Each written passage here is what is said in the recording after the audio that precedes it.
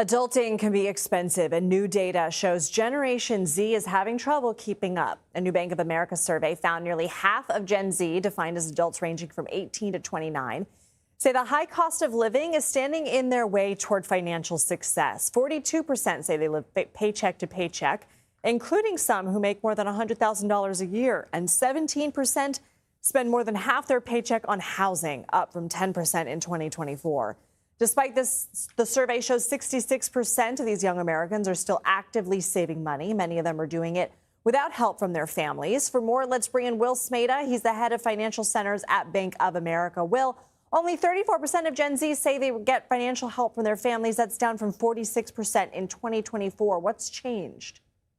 Yeah, so it's good news, obviously. It means our Gen Z are becoming more financially independent. I think a couple of things. I think the labor market has straightened out a little bit for them. I think that sometimes financial habits take a couple of years post-college to really lock in.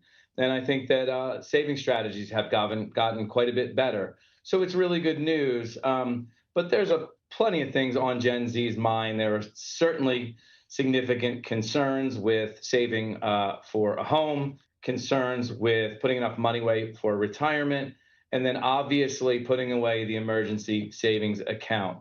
So there's a host of stressors. I think the idea, though, is that our Gen Z age, large age group, starting at 18, going all the way to 30 years old, as our Gen Z move into the real world and start adulting, things are looking up.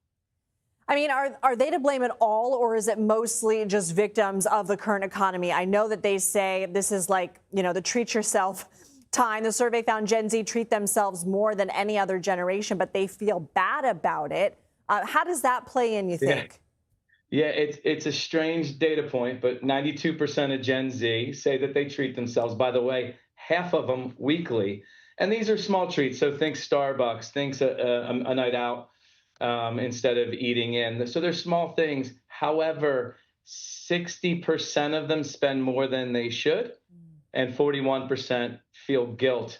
These are small things that aren't going to take a person off of their budget. But you're trying to build steady habits. And one of the positives with Gen Z is that they're fairly loud about budgeting, which is a shift from older generations.